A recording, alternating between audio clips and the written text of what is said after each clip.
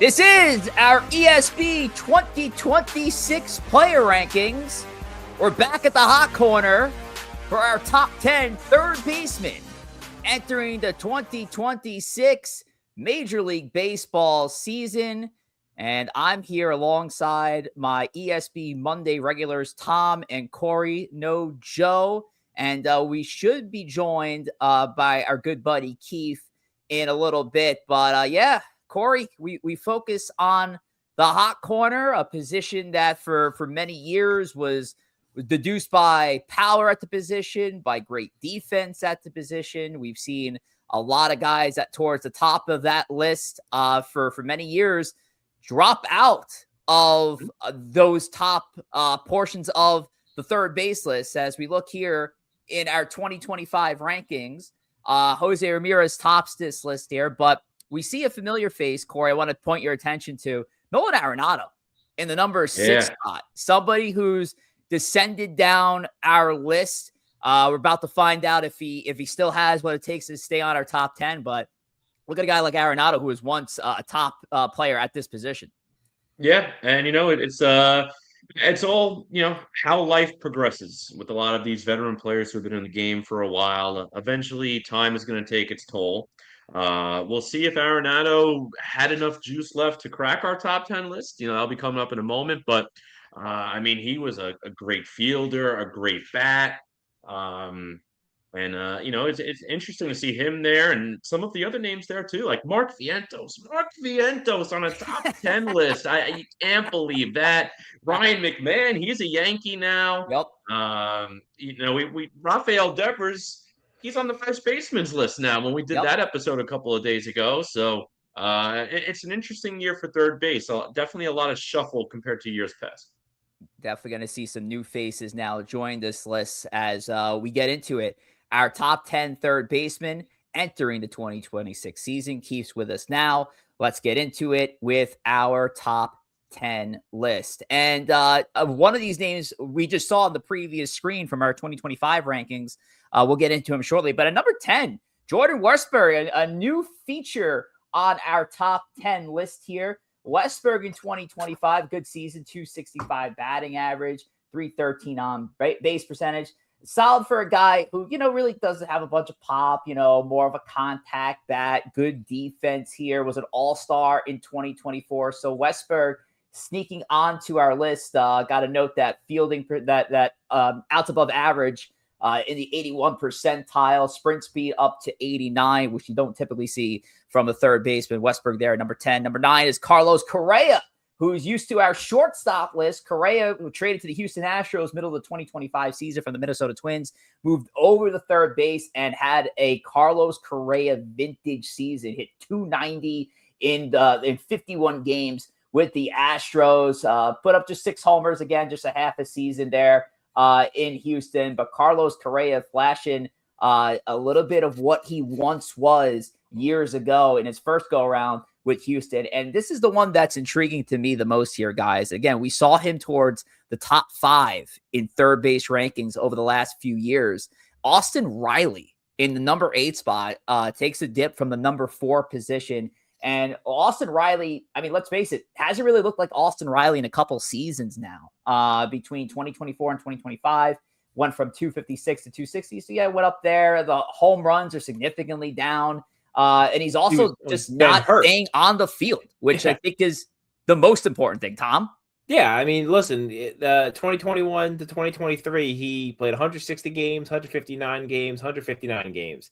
2024 and 2025, 110 and 102. So obviously his counting stats are going to be down. And, when you have those lingering injuries, your other stats are going to take hits as well. He's certainly a top 5 talent.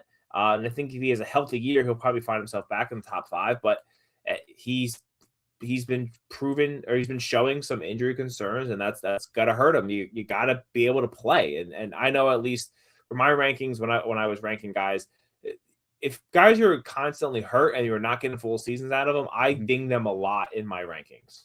Keefe, Corey, I mean, you see it as NL East foes of the Atlanta Braves, and shout out to our good buddy JoJo, but this kind of been a curse for the Braves when it comes to guys staying healthy. I mean, their biggest players, Austin Riley and Ronald Acuna Jr., Chris Sale, Sean Murphy, even if you want to throw that out there, Spencer Strider, these guys are just finding a hard time with this injury bug over in Atlanta. Yeah. I mean, you're not wrong, but I have no sympathy because as a Met fan, Keith, you know very well. We've been through it how many times as Met fans. So eventually it's coming full circle. And again, you're not rooting for injuries for other teams, but it's just what happens. And if it's going to happen, I'm glad it's not my team. And if it's going to happen to any team, I'm glad it's my division rival. So it is what it is. And then you look at the bottom there, Jordan Westberg, 2 lists in a row, second base and third base, a young Oriole making the list. And again, I think it's a very similar bucket to Jackson Holiday. How much of it is because of Jordan Westberg and how much of it is because of the drop-off? I think even more so than second base, our third base rankings collectively as a group after the 8th spot completely all over the map. And it just so happened to be Westberg rounding it out at the 10 spot there. But again, it's just such a cliff after the top 8 or so players. So another young Oriole cracking the list this year. Just want to say, like, I agree with that last point quite a bit. Third base is my position, so I'm very sensitive to it. But it's actually right now one of the hardest positions to fill in baseball. Truly, it really is. They try to shoot guys over there when they're not natural third basemen, hence what we're dealing with this year. But if you're not good, like producing and you're not really doing much, you just might find yourself on the list because there's not a lot of third basemen out there. Right. Riley's been bad for like 2 years, and he's still probably a top 10 third baseman. However way you want to slice it up. You got a shortstop that just converted to third base at number 9, right? So it's a tough spot. It really, really is. I hate that it's kind of gotten to like this. I remember the league was filled with a lot of third basemen, but I agree. Honestly, and you could probably pick about 6 guys to be in the 10th spot, honestly. So I'm cool with this, but it's a tough spot going into this season, honestly. And the age we're in, third base is very scarce. Keith mentions a shortstop converting over to third base, which is a great lead-in to our next 3 on this list. Corey, Favs, who do we got at the number 7 spot down to number 5? Yeah, just like Carlos Correa, you have another shortstop here who's going to be playing third base. Bo Bichette going into his first year at third base for the New York Metropolitans. It'll be interesting. You think the switch from short to third, in theory, would help him. Ultimately, we'll see how it plays out. I think from an offensive standpoint, I'm really excited to see him in that Mets lineup. I think he's got a shot at 100 plus RBIs this year, batting behind Lindor and Soto. He's not going to replace every RBI Alonso gave you last year. But I could definitely see him having one of his most productive years of his career just because of the guys he's hitting behind. And he's got a pretty good player in Blanco right behind him, too. Michael Garcia, interesting name here because I think if you look at the top 10 list that we have, I think he might have one of the highest floors, one of the highest ceilings, where he could shoot up maybe as high as 4th overall. And I think he could have one of the lowest floors of the top 10, not even being on the top 10 list next year. He's the most polarizing player on this list for me just because of how high or how low I think he can go. Absolutely phenomenal glove. Took a real leap last year. Had a nice year, 800 OPS, but he only had a 614 OPS the year before, 7 home runs the year before, 16 last year. So I'm really intrigued by the what you're going to get from him this year. And Matt Chapman, number 5 last year, number 5 this year, pretty much the same. And he's exactly the type of player that he's been year over year the last few. You're going to get a good glove, and you're going to get some good pop. He's not going to be an all-star player anymore, but you're going to get solid defense. Again, he's a 5-time Gold Glover. You're going to get 20 home runs, and that's about it. So it's right there in the middle of the list at number 5 once again. Tommy, we got a third baseman who's been on our list since we started this. We have a third baseman making his debut on this list. And we have a shortstop used to our shortstop rankings making his debut on the third base list as well. Who do you want to tackle here, though? I got a little bit on Matt Chapman, kind of like to Corey's point. He's the Giants, I feel like, have a bunch of these just boring guys. They're just good baseball players, but there's nothing about them that has really of any interest. See Brandon Webb from our pitcher video. Yeah, I mean, Matt Chapman, he's a good baseball player. He really brings nothing else to the table for me. He's getting older, so I actually had him ranked lower on my list because I could see the dip starting to potentially happen. But just a consummate good third baseman and someone that you wouldn't mind as your starting third baseman for sure. Did you say Brandon Webb? No, I said Brandon Webb. I meant I always do the same I was thing. like, hold on a second I now. do the I probably same said thing. Brandon. You know what? Corey from the second base video had a Brandon thing that was in my head. I meant Logan Webb. Yeah. Shout out to Brandon. Again, Webb, it just speaks to how boring the Giants are. They're just like, Exactly. I can't even remember their names. They're so boring.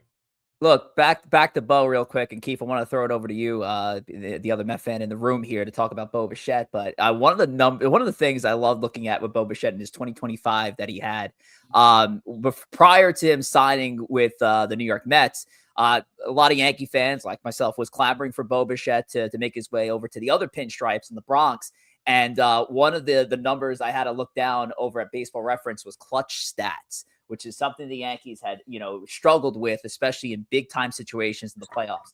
And if you read, I'm not going to go through every single line because every line is great, but late and close situations, which are plate appearances in the 7th or later with the batting team tied ahead by 1 or the tying run at least on deck.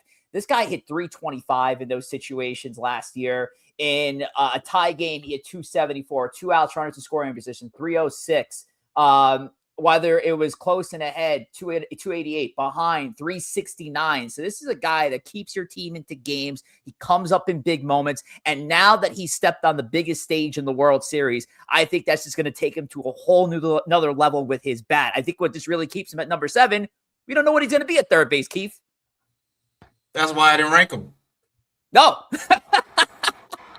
I love him. I think he's going to be great. But I didn't rank him, and I have a hard time. I understand he's going to be playing third, but where I profile him as based off his career is a shortstop. So where we go with Bo Bichette is an unknown territory. At least where we saw with the career ranking, he moved over to third base when he got to Houston. We got to see it. It was a seamless transition. He was really good at it. We don't know what's going to happen with Bo. So I think this is very kind, similar to the Semien ranking, and Bo's a much better player than Semien, but I appreciate the rankings. Garcia, breakout player. I think this is a really good spot for him. Matt Chapman, the consummate pro. I mean, I think he's the only player in Major League Baseball right now with 3 different Gold Gloves for 3 different organizations. So, and he might be taking a tick back, but if that's his tick back, then I mean, I'll take that any day of the week. So this is pretty good, honestly. I mean, there's a guy here I wouldn't rank, but the third base position is also very scarce. Again, to repeat, yeah. Very interesting. Not big on Westberg, not big on Riley. You don't have Bichette in your list. I kind of wonder where you were at with your third baseman when we get to that slide in a little bit of time, especially towards the end there. But there you have your 7 through 5. Let's get to the next 3. And with our next 3 heavy hitters out of the third base position, Tom, take it away. Let's do it here. And I think we have a definite step up on this slide. And we're going to start with the newest Chicago Cub, Alex Bregman, after his pit stop in Boston. Last year we were getting unsure what position he was going to play. He's going to play second, he's going to play third. Ended up playing, third with the Red Sox. Had a very good year. Good baseball player, winning type baseball player. So he moves over to Chicago to play third base for Houston. For the Cubs. I said we take a step up here, and then we have a guy who was completely unranked last year, and a guy that no one saw a 45 homer season coming in Junior Caminero. Luckily, I did. Had him on my one fantasy team. Very helpful. But yeah, 45 homers last year, a 131 OPS plus. Defensively, it's not probably his strong suit, but if he can produce that way, with the bat, that's gonna, you can start just about anywhere if you're going to be doing that. And then number 2 spot, a guy who for probably a long time, fighting for that number 1 spot with Manny Machado out in San Diego. Just another good year as he's getting into he'll be his age 33 season. He'll be turning 34 during the season. I feel like Manny Machado's like 45, probably because he came up so young. He's played 14 years at this point, and he produces offensively, defensively. He's one of the best third baseman we've seen, along with a Nolan Arenado, who's definitely is aging out of these types of lists. But I mean, what Manny Machado gives you on both sides of the ball is great. He's probably gonna be getting close to that 400 home run mark this year. He's 31 away, so a good year from him. He can hit that number, which is crazy to see. That's our 2, 3, and 4 ranked third baseman. I guess you probably could figure out who number 1 is. Who's got anything on these guys? Corey, I want to actually throw it to you because I know Alex Bregman had the weird hiccup with second base last year. That's why he's NA in there. But we got Alex Bregman, veteran that was typically used to the third base position in our previous rankings. Manny Machado has been there since the beginning. And the kid split into 2 here. Who do you got? What do you got on these 3 here? Yeah, I want to touch on Junior because when you look at number 1 on our list, I mean, we'll get to that in a second, and we were unanimous across the board, and rightly so. That number 1 is a 7-time All-Star and did it 5 straight years. But if he's going to get topped in a couple of years' time, again, just due to the natural progression of age, this Junior kid, I think he's going to be number 1 in a year or two's time. 45 home runs. I mean, that's impressive for the young guy. So I could definitely see him potentially making that jump up to the top of the list. Maybe not next year, but a couple of years' time, he's going to be towards the top of this list. And if they move him elsewhere, because I know these guys been moving around. And we mentioned with Bregman, this is like the 3rd time now he shifted from one list to the other, one list to the other. Junior will be the top in a lot of lists, depending on where he ends up. Boys, I really like Junior Caminero. I just think my separator between why he's not in that 2 spot, or maybe why he's not even all the way up to 1 is A, can you do this for another year? And B, can you do this away from George M. Steinbrenner Field? Can you do this away from Mini Yankee?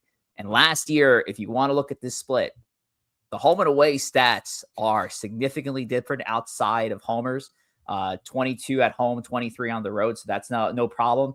But he is simply not hitting on the road. He had 313 at home, 358 on base percentage, 954 OPS.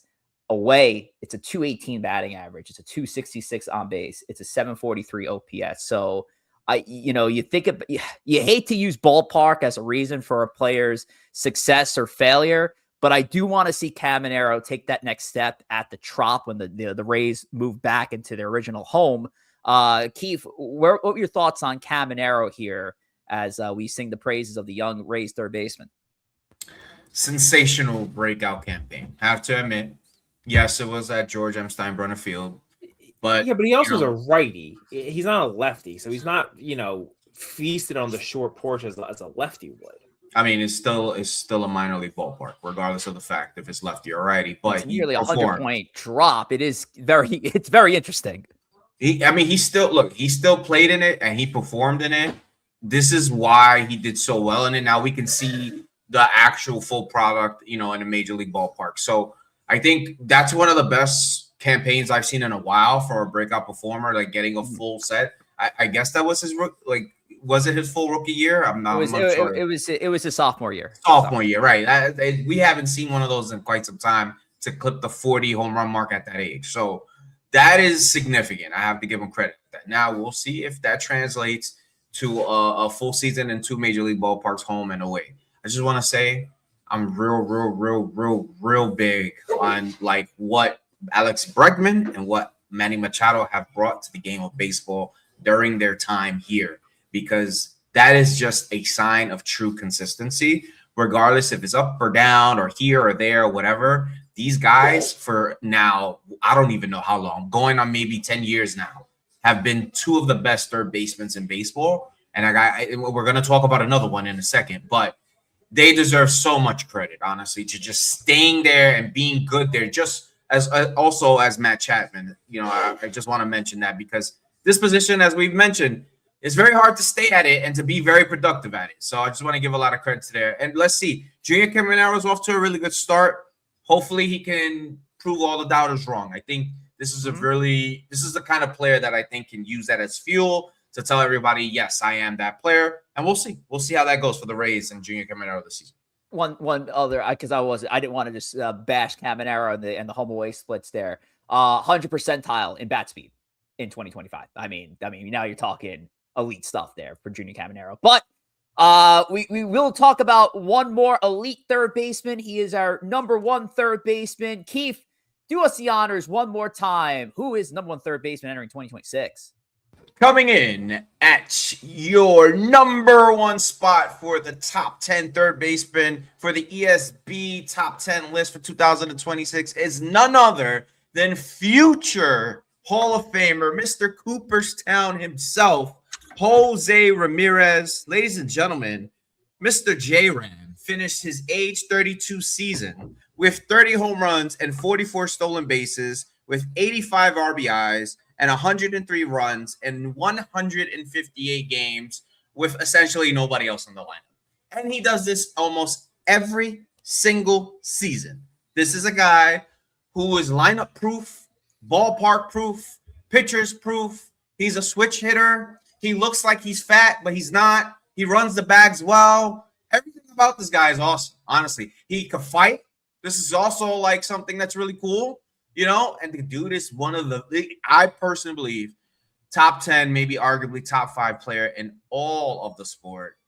We are looking at a actual true Hall of Famer, and I think he's not slowing down. He is going to be entering his age 33 season, but I don't see any signs. And even if he goes down to 25 home runs and maybe 35 stolen bases, for a guy at that age still producing at that level, at that position, which I'm a broken record, it's very difficult to stay there, is incredible. He's on his way to greatness, and he's going to walk into the Hall of Fame. Yeah. And let me tell you, the thing I like the most with Jose Ramirez, and again, phenomenal player, I love the fact that he's sticking it out with the team he came up with out there in Cleveland. Unlike some other players, he's not running out to LA to try to buy himself a championship. He's out there sticking it with his homegrown team. You don't usually see that type of loyalty anymore these days. So I give a lot of respect to Jose Ramirez. And again, like you said, he's such a phenomenal player. He'll be on his way to Cooperstown, and he's got several more years of high-end performance in him. 4th year in a row we've done the player rankings. Jose Ramirez has now been in this number 1 spot at third base for the last 3 years. Manny Machado was actually our number 1 third baseman going back to 2023. So we were talking about that consistency of some of those heavy hitters staying towards the top. It's really just been between those two guys for the next couple of years. But now you got a young stud in Junior Caminero that adds a more interesting caveat to that conversation moving forward. But Tom, you know what I love to end with? Our favorite, the money slide. We look at this one here, Thomas. Real quick, anything stick out to you? Looks like everybody's got Jose Ramirez at the top. People were back and forth on Machado and Caminero. Joe giving a lot of love to Michael Garcia. But Tom, what's pointing out to you here? That was the thing that jumped out to me. Also jumped out to me being a bit of a hypocrite, saying Austin Riley, he should be kind of lower on the rankings. I still had him 5th, so call myself out there. But yeah, the Michael Garcia, that really that's something. And also Joe, I guess Chapman on your end. What? No love for Chapman on your end, number 10? Yeah, I don't know. I guess I'm ready for I'm ready a bit for the fall off. I feel like I'm ready to be 1 year early to 1 year late. Oh, interesting. So how you get Paredes up there? Yeah. I mean, yeah, I don't know. So I had him there, man. Over Correa, who's the third baseman of the team. But wait, hold on. The host of the show got a guy who doesn't even play. Royce Lewis.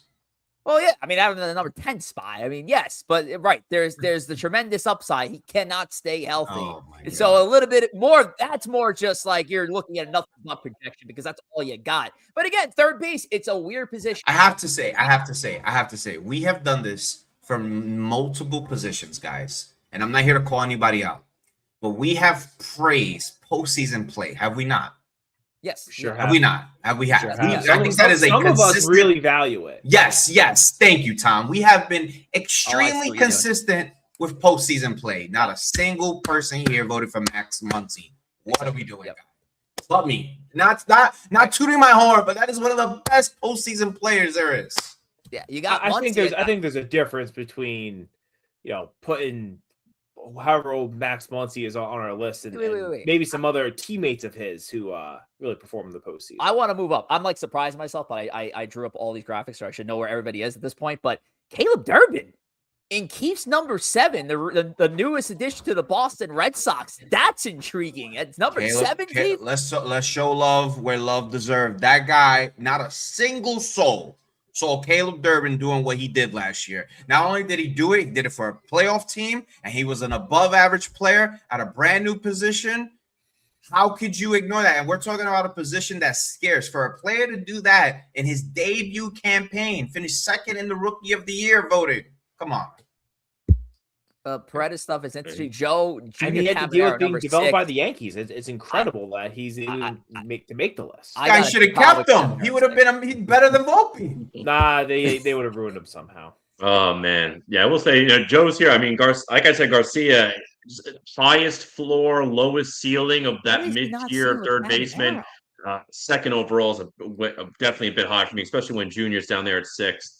I can't confirm Muncy was our number 11th as a collective group. He was my number 11th. He was 11th as the collective group. He just missed out on that 10th spot. And I know I had Bo Bichette high, and I was the highest on him. And I mentioned it before. I just think he's going to have such a monster year. Even if he's giving you average third base, making the shift over from short, I think he's going to be a 100 RBI guy. When you look at last year third base, there was only 2 third basemen who did it. One, Suarez, who's not even third base this year, is projected DH, and the other one was Junior. So I think Bo Bichette's going to join that 100 RBI club at third base this year. That's why I went 4 on him. I love Bregman. It was so hard to put him above Bregman, but I just think Bregman, he's getting paid for his 2019 self, but he hasn't hit his career OPS since 2020. Still such a phenomenal player, still without a doubt a top 5 third baseman. But I just think Bo Bichette's going to have potentially